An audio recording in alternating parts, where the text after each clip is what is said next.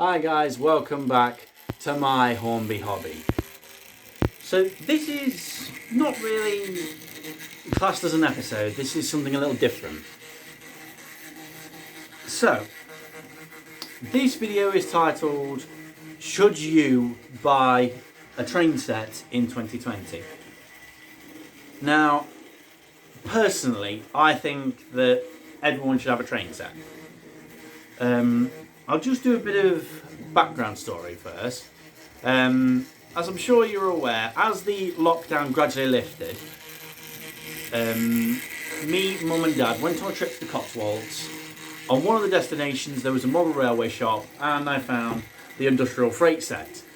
And fast forward 2 or 3 weeks later, maybe even 4 weeks, and I've gotten a few expansion packs. I've now got 4 locos, plenty of rolling stock. You've seen the videos. And I don't know what I would have done if I didn't have this throughout lockdown. Lockdown meaning we didn't know when we were going to be able to return to work. And it's just been nice to have this here, so I have a world to escape to, so I can, just be a train driver, which is something I've always wanted to do when I was a kid. I used to wear like a little train driver's cap and have like a train driver's badge from one of the railways we went to. And if you're watching my videos thinking, I'd love to get a Hornby train set, then maybe I can help give you some advice and direction on what to do.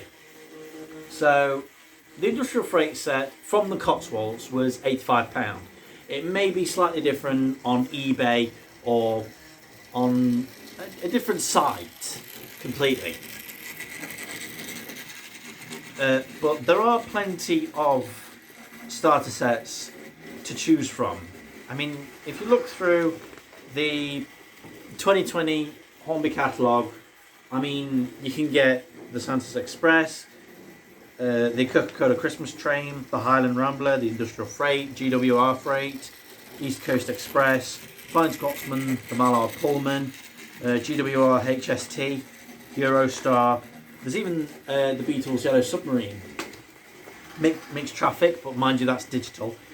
You can even get a Hogwarts Express train set. So for those Harry Potter fans out there that would like, their own model of the Hogwarts Express, and come into Hogwarts and just have all that fun, you can do that. There are some pros and cons. You are quite limited to the choice, as I've just read a few out. You can't choose what engine you want, what rolling stock you want, what pieces of track you'll get. There's a lot you can't choose, but it's a great way of getting started because you get the power track, you get a loop of track, a loco, and some rolling stock. Now, the industrial freight set came with an 040, a truck, a wagon, and a brake van, and a siding. So that was enough to get me started. And for £85 of my own money, it was perfect. It was just what I needed, and it gave me plenty of opportunity to do a bit of shunting and just get used to having it. Especially since the controller is different to the one I used to have when I was a kid.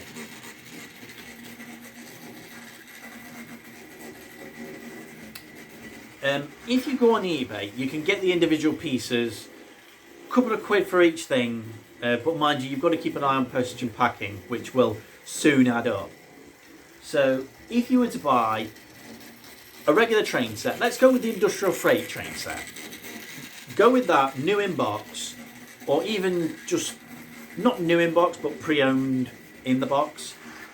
If you go for the boxed option, the full-on train set option, then you're close to 100 quid, close to 100 quid. If you then try and find that exact same train set but in bits, so if you try and find the 040, the trucks, the pieces of track you get with it, the controller, all of that jazz, then taking account postage and packing, it will soon add up.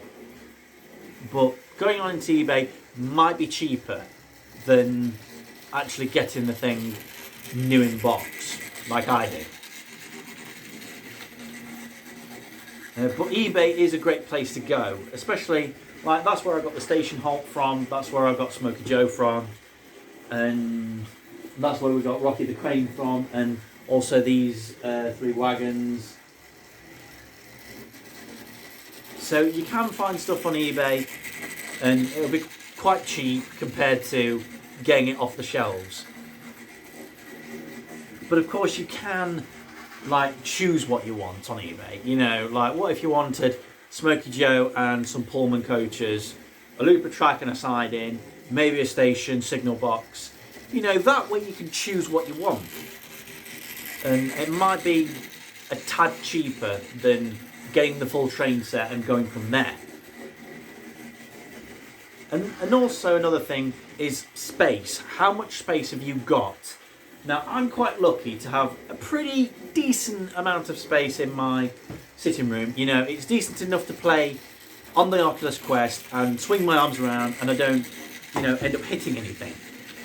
So it's decent enough for that. This is a full sheet of, I think 6x8 or 8x12 plywood. Still in its full sheet, you know, it's not been cut or anything, with 12 feet on it, and I've still got enough room to walk around the whole thing and even sit here to control the trains, you know. And it's just nice just to look across and just see what loco you've got going. And that's another thing I like about having a train set. It's freedom of creativity. You know, you can build the layout that you want. You know, it can be a model based on a real railway that you've probably been to. And I do have some ideas of what direction I want to take this one in, but I want to wait until I've got, you know, the final track pack. Because we're only waiting for one more, and then that's pretty much it. And of course the catalogue is a great place to start for like what you want. There's train packs, you know, so you can get an engine and a couple of coaches for maybe about 100 quid. There's plenty of liveries in here that you can look at. If you start with an analogue, that's your best bet, because then it's just forward, backwards and the speed control. That's all you really need.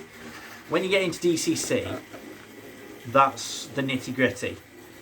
You know, that's, you know, controlling stuff independently. If I were to put another engine on this now and try and use the analog, they'd all stop and they'd all go when I use this controller. If I had a DCC controller, then I'd be able to keep this diesel going forward while I brought Thomas off the siding and then backed him up to Annie and Clarabelle while that diesel was still going round. You know, you can change the speeds for each of them so they're independently. And I do want a DCC controller pretty soon, but then your locos need to be DCC fitted.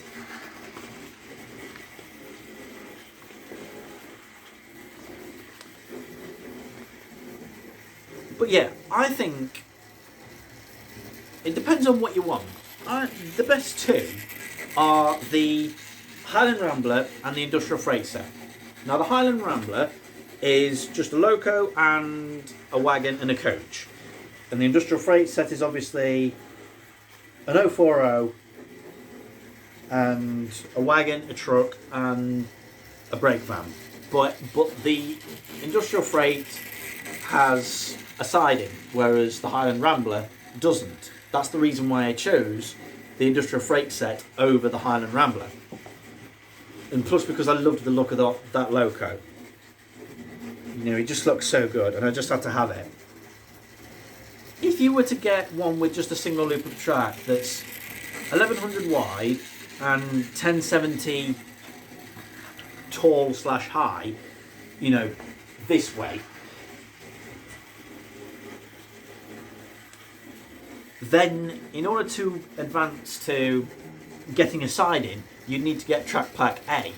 Whereas if you get a set that's 1550 long and 1130 wide, then you don't need to get track pack A. So it does save you a tiny bit of money going that little step further.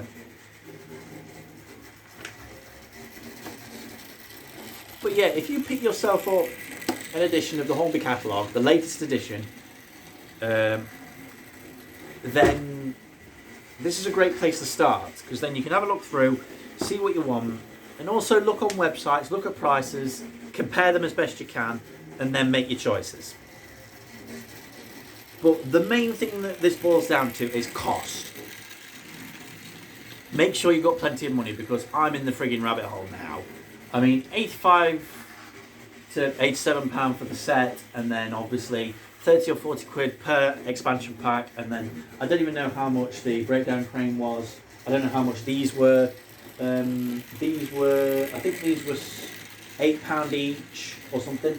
No, the Pullmans were £8 each. I think these were £6 each. The cost soon ramps up, and this is probably about maybe 500 quid's worth of train glory. And I'm loving every minute of it, and I can't wait to continue expanding. So if you're bored at home and you want something to do, get yourself a train set. You get freedom to create the layout that you want. Even if you just get a looper track and a siding, you can still put the siding on the opposite side like I did, and then it changes the whole look. You know, just change a few bits of track around, see what you come up with. And I'm very happy with how mine's looking now. I really am. You know, I've got everything organised, and everything is so good. It's all so controllable, and I love it. So I definitely think you should invest in a train set this 2020. Get one for Christmas. You can have it going around the Christmas tree, and it'll look great. Especially if you get the Coca-Cola train or the Santa's Express. They'd look really good. In fact, they're probably the recommended ones for beginners. Because that's all you really need: a looper track, a loco, and a couple of trucks / cars / wagons. So yeah, if you think that you've got enough space, enough money, and enough dedication, get yourself a train set. So I hope this has helped a lot of you that have had, you know, queries about getting your own train set. And I don't regret it. Every single day I come home, or I come into this room and I look at this. This is mine. All of this is mine. Pretty much bought all of it with my own money, bar a couple of things from mum and dad, of course. If you get other people to chip in as well, that's another idea. Get other people to chip in, do a birthday and Christmas list of what you want, get other people to chip in, and it'll be cheaper for you. If you can maybe buy the actual train set itself, and then say, right, I'd like this for my birthday, and this for Christmas, then other people can chip in, and it'll be cheaper for you. So then you've got more money to invest in the future. So I hope that's helped. But that's it for this video. Hope you've enjoyed it. If you did, consider subscribing, because there'll be plenty more content like this and more in the future coming your way. Until then, stay safe, and thanks for watching.